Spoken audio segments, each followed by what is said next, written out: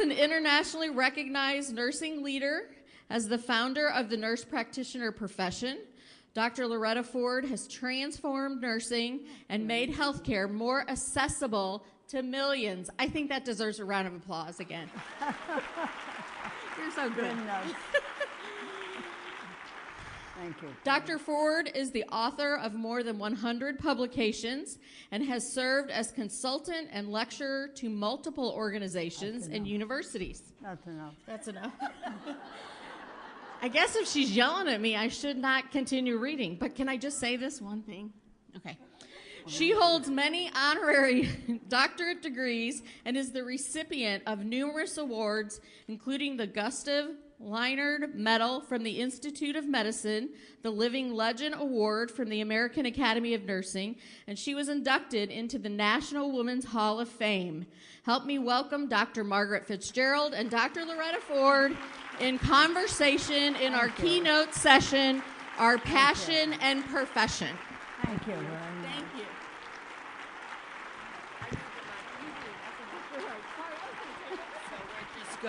We're just That's going enough. till quarter of, right? Yeah. Okay, good. Okay. Thank you very much. Thank you. When you live this long, you've got to do something. And I am honored to be up here with a woman who I hold in the highest esteem, who I'm also fortunate to call my friend, and my mentor. And as I always will say to her, I know you're really fond of me, but you're in love with my husband. Yeah, True. yeah. He didn't come. Yeah, she sees me this morning. Where's Mark? What am I, chopped liver? Anyway, okay, Dr. Ford was born the year women in this United States earned the constitutional right to vote. Isn't that nice? And she will celebrate her 98th birthday next month.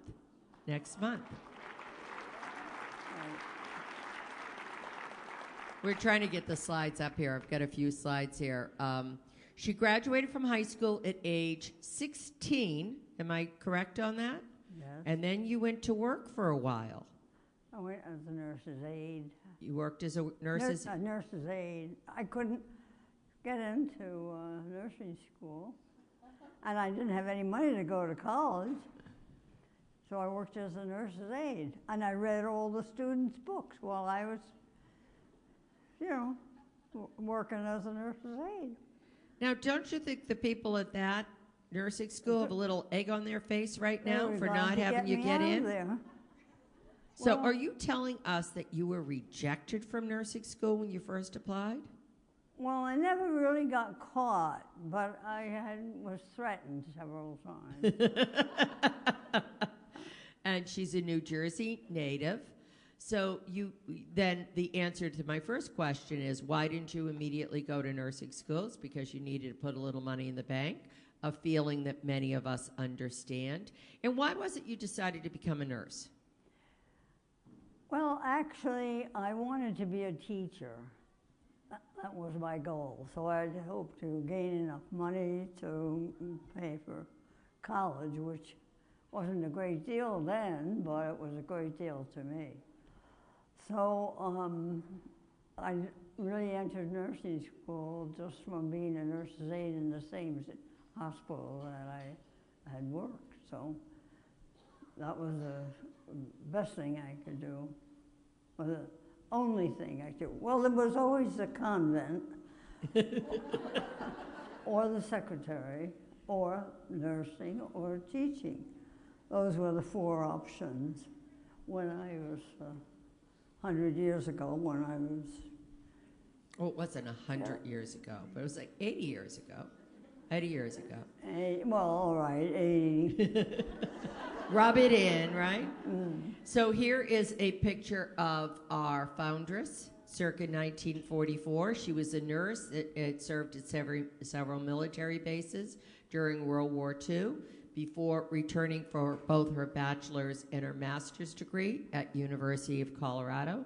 So left the East Coast, went to Colorado, and at 19 in 1947 at the University of Colorado, while at the University of Colorado, she met one of the finest men who has ever walked this earth, Bill Ford, and they shared 67 years of marriage.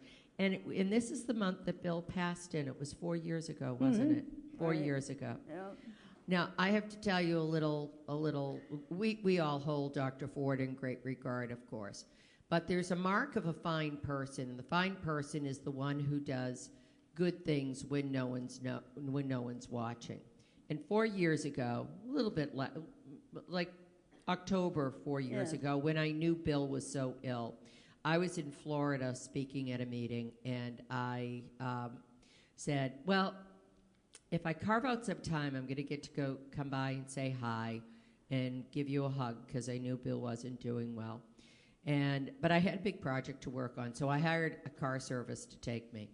And I go, and we visited for a while, and then you said to me, when I was getting ready to leave, to go to the airport to head home, where's your car? And I said, oh, I've got a guy who drove me here. She said, well, where is he? I said, he's waiting. He said he'd go find some shade and take maybe a little nap and then pick me up. And she said, you must invite him over. So I call him up, and I told him all about Dr. Ford, and he comes in. He's a lovely man from the Dominican Republic, and bowed deeply at the waist and took your hands and said, Madam, I am in the presence of greatness. And you gave him a big hug. And then she made coffee for him, got him something to eat, found out about his family, made sure he was comfortable and everything, and then sent us along the way. And I will never forget how kind you were to him. But that's what she is like. And here are the two lovebirds. One of my favorite pictures of the two of them is when Dr. Ford was inducted into the Colorado Women's Hall of Fame. So I have a few questions for you. Well, a little bit more background. Remember, Dr. Ford was a public health nurse. That's where she got her start. And she worked in rural Colorado in the 1940s and the 1950s. Now, how did your military career and your work as a public health nurse influence your thought process as you were developing the NP role?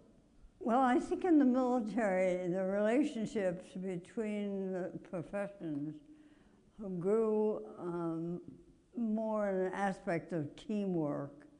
And in that sense, there was not as much hierarchical things except for when we were in uniform.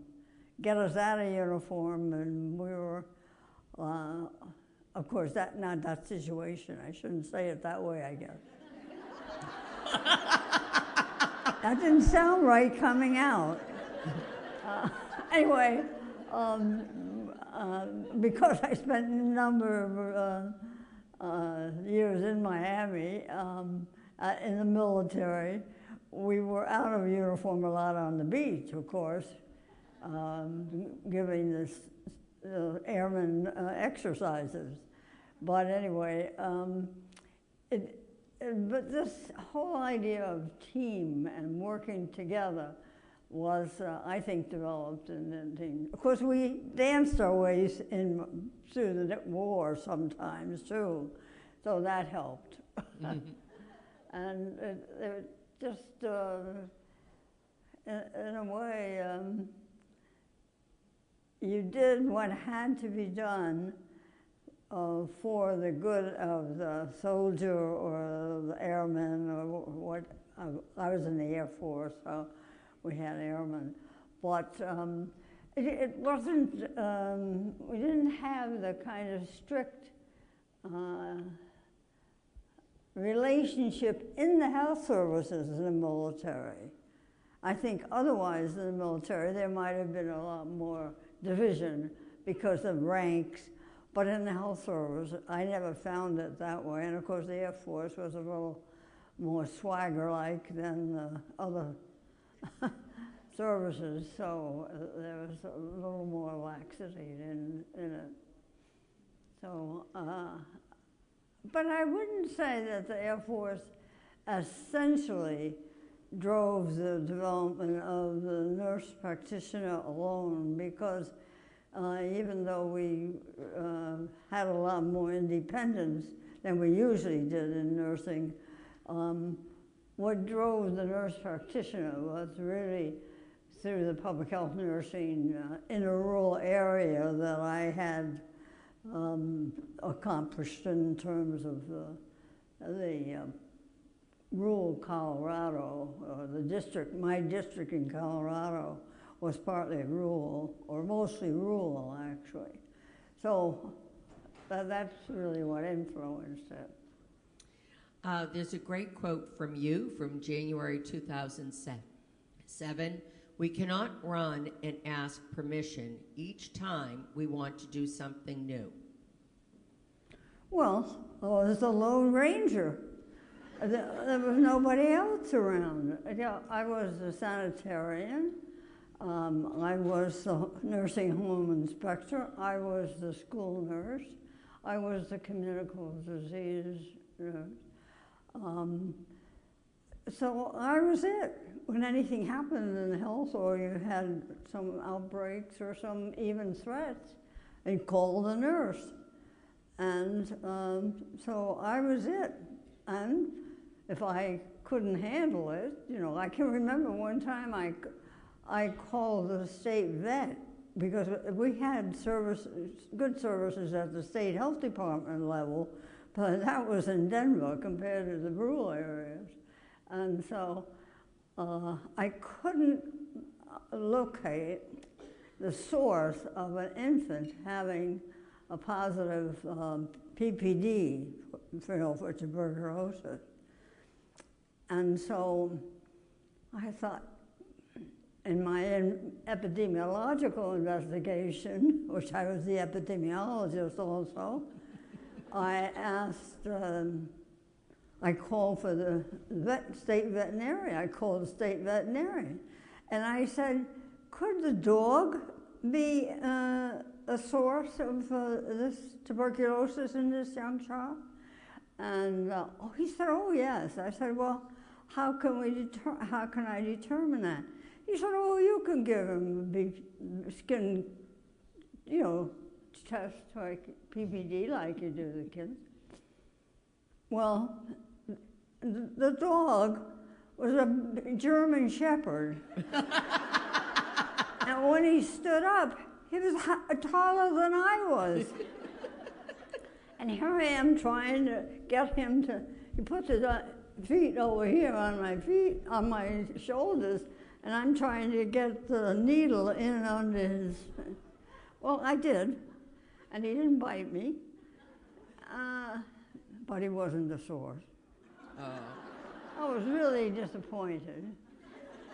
But those are the kinds of things that really were an example of what one was faced with in terms of being the only one to be a community resource. So in part because your nursing practice was almost always outside the walls of a hospital, you had to be very resourceful like that. Oh, yes. Yes, much of what we did in public health nursing was, because that was based on community need. That's one of the major reasons that I got into it, and I knew, and first place, I knew that nurses could do it. Some of us in rural areas were doing it, and doing the best we could with what our clinical training provided.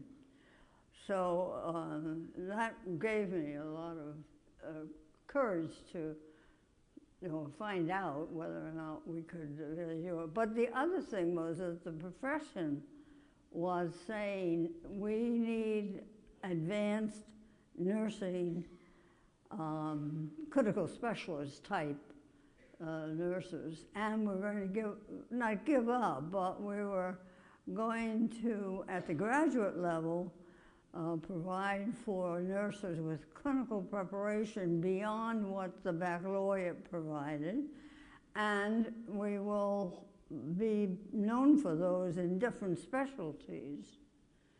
So the early days of the Clin Spec, which was the mid-50s, was it not? And then the question for the faculty, by that time I had become an academic, and for the faculty was, what content or processes should we be teaching? Because we had been teaching supervision and administration, so the profession was turning around.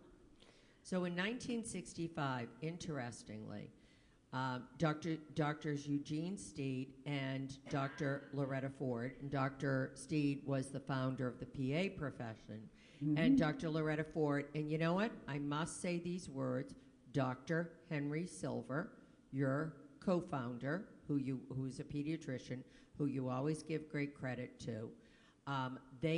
You folks founded the PA and the NP profession, and both voiced great concerns about the lack of primary health care services for people in need. And it was the same year that Medicaid and Medicare were initially passed. And I know your passion was something you took over from your public health work. Your passion was working with children. So what were you most concerned about at that time, when now there were more kids in particular who could have access to health insurance because of Medicaid coming in, the Medicaid law passing? What were you more concerned of, an MD shortage or children in need of care? Well, I'm hardly one to supply the physicians with their, or try to settle their problems. I think the greatest myth I hear from, sometimes from nursing, is that the nurse practitioners started because there was a lack of physicians. Well, it was true. It was true that it still is, by the way. Nobody wants to go into family medicine, no physician wants to go into family medicine because, first of all, it doesn't pay, and it's very hard work, and the specialists, drive the Mercedes and have a short week. So, and the poor primary care. But, well, I have great respect for physicians, and I work very well with them. That was not the reason that I got into it, or that the nurse practitioner came into being because of a physician shortage. That's a myth. Now, the thing is that I look at it as an opportunity. There was not only a community need, but there were not other professionals who were trying to meet those health needs. And not only that, what we were doing was in well baby clinics, and so the emphasis, of course, was on nursing's bag, which was health. And while the culture of primary care is a medical culture, I think that nurses provide primary health care if they practice the way their background and preparation is engaged. There are too many nurse practitioners, and I'll get on the soapbox and then jump off, who are so busy trying to be mini docs and, have forgotten they came out of medicine. Now, out of nursing schools and are not medical trainees, so to speak, or need medical supervision to function. However, I do think that if you look at this as an opportunity and a community need and a group that has the potential to meet that need, which was really for health, and that was promotion, prevention, preservation of health, and protection from hazard. That was what nursing was about. And so when we put those two together, we had health in terms of primary health care rather than primary medical care, because we do need physicians and we need nurse practitioners, but they are not substitutes for each other. Unfortunately, the system, even nurse practitioners are facing it now, the system of payment drives the practice sometimes. So nurse practitioners get caught up in that because of the financial base. You know, there are really only three things that run the world, right? Power, control, and money. Now, love may make your individual world run around, but believe me, power, control, and money is what you have to deal with when we're talking of population health. And so when it comes down to it, the nurse practitioners are sometimes today caught up in what the payment systems provide, but not the ones who are really nurse practitioners. Because you could be a physician assistant. That's a perfectly fine profession. You're not a physician's assistant, or you may be a physician associate, but there's a difference in terms of how you're both perceived and how you practice. And I'm a big one who believes you should watch what you say, and watch your mouth, and watch your language. Because I came out of an Irish, half-Irish family, and there was behavioral modification. You know what that is? Back of the hand across the mouth. And so, but language is important. What you call things, and if you substitute the word medicine for health, then to me they're not the same thing. And there's another thing that I think is worthy of thinking about, and that's that crisis is an opportunity. And the word is the same in Chinese, by the way. Crisis and opportunity in Chinese are the same thing. So this was an opportunity because in a sense it was a crisis. And we have a crisis today again. So that's an opportunity for us. So these are marvelous times for innovation and yet it can feel rather exhausting.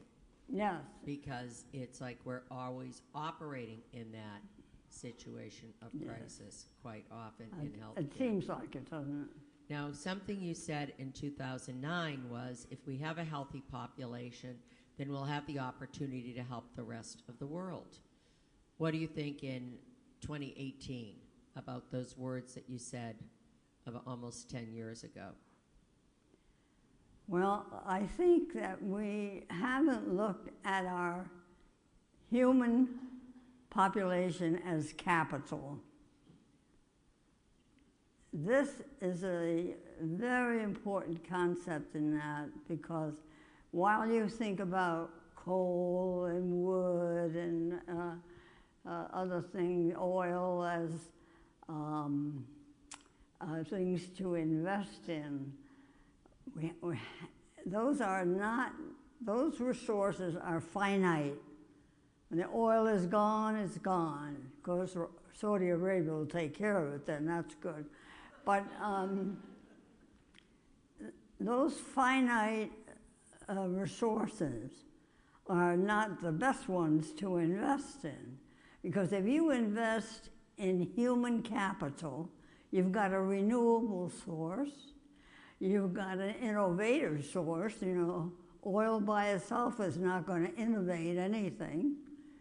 Neither are the trees, except reproduce themselves a little bit. But and it's an infinite source of security, of economic wealth, of a healthy population that is a productive population. So if you begin to look at the human population as a one we should invest in for the future, you have a little different concept about why we should educate, why we should have health services, why we should be concerned about the environment, than if you don't look at the human population as a renewable resource for almost everything we work on today in terms of problems. There, the people in this room and, well, the NP world lost a fine human being this past year, the beloved late Dr. David Lefevers, who was one of the powerhouses that helped to get this organization going. You love David, too. Oh, yeah. And it's interesting. I was going through slides of an older version that this isn't the first time I've had the privilege of interviewing you, but I looked through and I was saying, okay, looking at some of the questions people asked, and one of them was from David. And I said, well, here he goes again. He gets showing up at this meeting. And this was a question that he had. As you began to conceptualize the role of the NP, would you please name one role model or mentor, if any, or figure that you found most inspirational and why? Well, the inspiration really came from the students rather than one person. And in that sense, their enthusiasm, and this is very early, this is the first group of students we had out, actually. Their enthusiasm for the role for nursing, their delight with the opportunity to have, and they found within their self-esteem, their self-confidence, they were just standing taller because they felt very confident, and they felt, it was, to me, it was like cracking an egg. You know, it was within them. We didn't do anything that was so different except to instill in them, I think, the confidence that they could do it and that they could make the decision and they could be responsible and accountable for that decision and explain it in ways that were both technically and philosophically and accurate in relation to what they believed and what was in them to do. So we did hold up academic standards. We did really intend for them to work with healthy populations, and when their background in growth and development for children could be applied elsewhere, of course, it was very popular. So I think it was really the students who were the brave ones and showed the way. And the changes were so great in them that it frankly created problems, because sometimes they were in a relationship that wasn't one that was going to continue. So, you know, if your significant other becomes insignificant, you got to do something. And you know what to do. And they were brave enough to do it. And so it changed them, not only as nurses and nurse practitioners, but it changed them as individuals.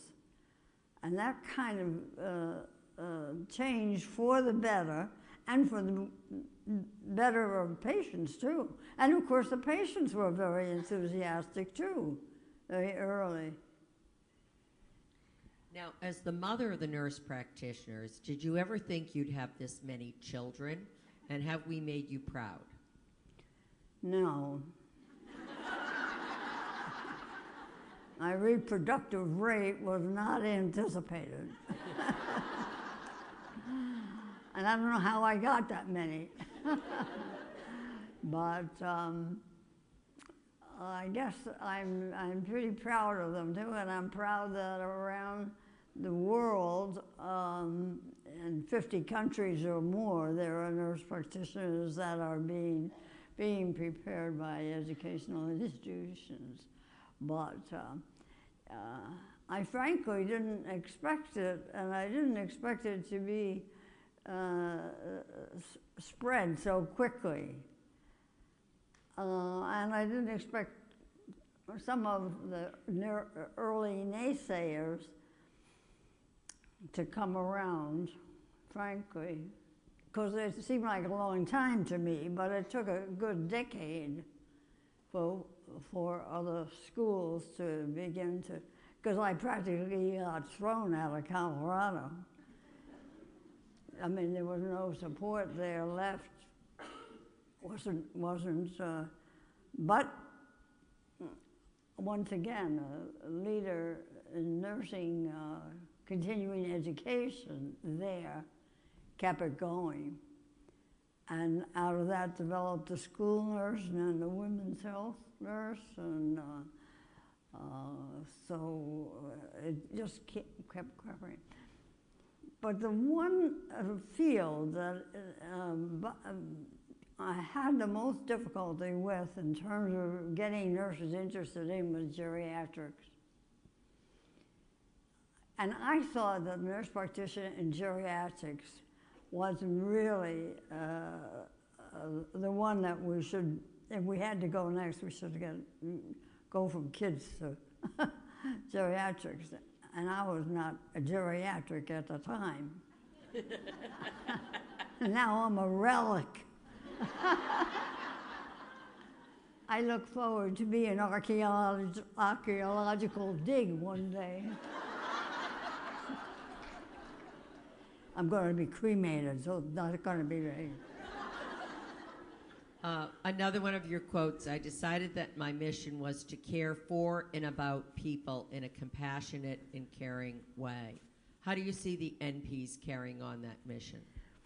Well, I think I talked to it a little bit earlier when I see that the system hasn't yet appreciated the full opportunities that we have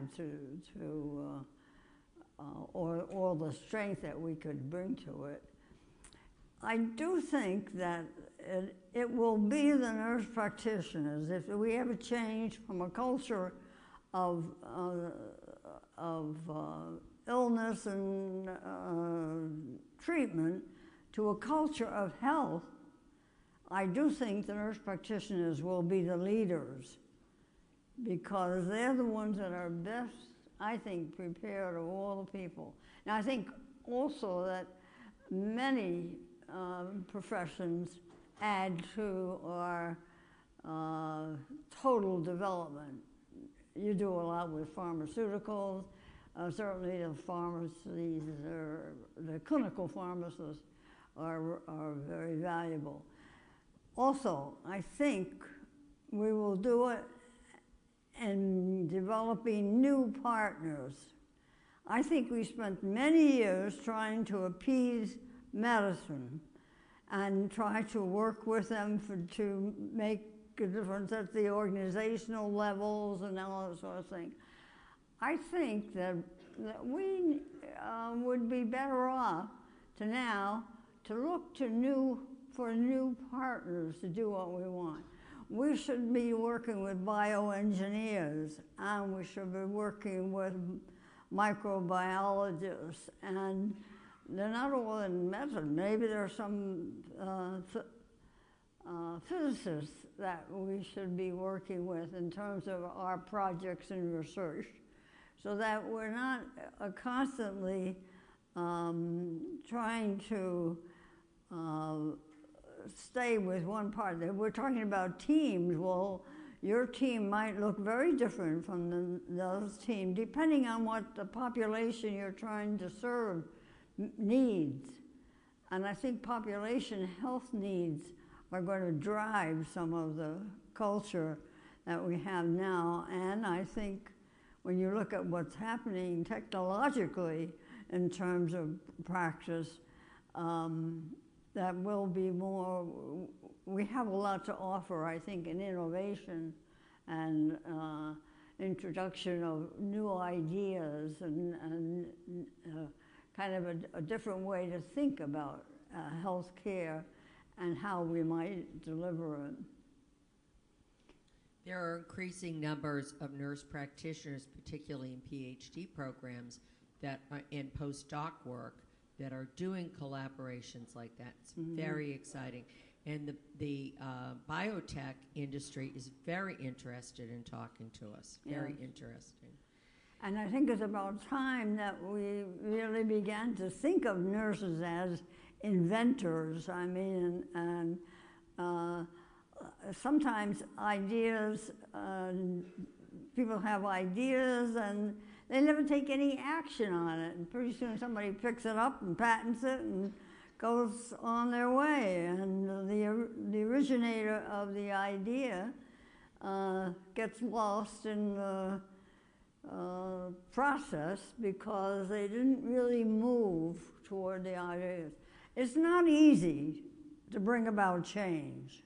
Believe me, I've got scars to prove it. And so you have to stick with it. You'll fail sometimes. So what?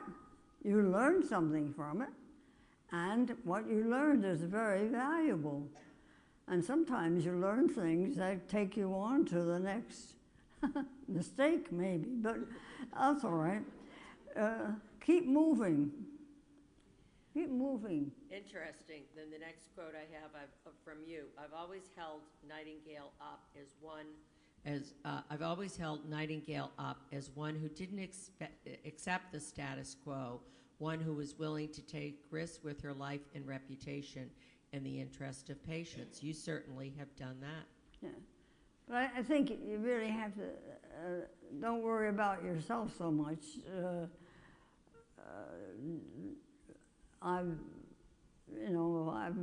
If I quit early, because I was bullied by my colleagues about it, working with a physician, that was no, we don't do things like that, and is it legal and all that. So, but as I say, it was the students who were the proof of the pudding. And so,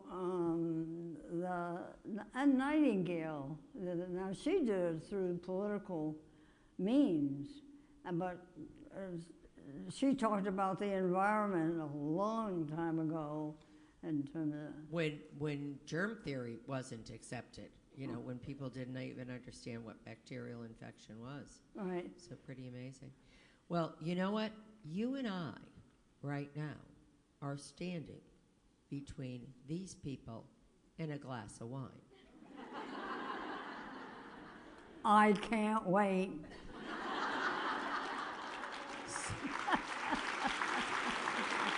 But I would like to just have you do you have any closing words? Any closing words for the group? Oh. Well, some kids, everybody's a kid, asked me earlier if we had advice. And I said to them, raise hell. Because if you don't speak up and speak out and speak loudly, and one voice with your organizations as well as individuals, in the interest of patient care, and there are lots of improvements we could make, I think that somewhere along the line your education failed you. Because it won't be easy, it won't be just like keep moving, and preferably on up. And I think you ought to run for office. I think you ought to be part of the political system at the very level of this changing, I hope, environment, and nobody's going to do it unless you do it. And so we'll be celebrating, by the way, the women's vote in 1920, let's see, it's 2020. Well, if I'm around, you're going to hear from me.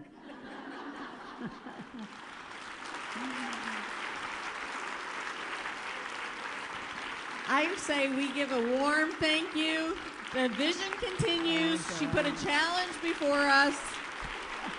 Thank you so much. You're welcome.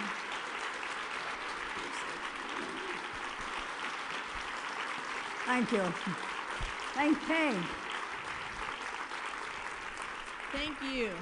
The wine stations are in the back and to my left over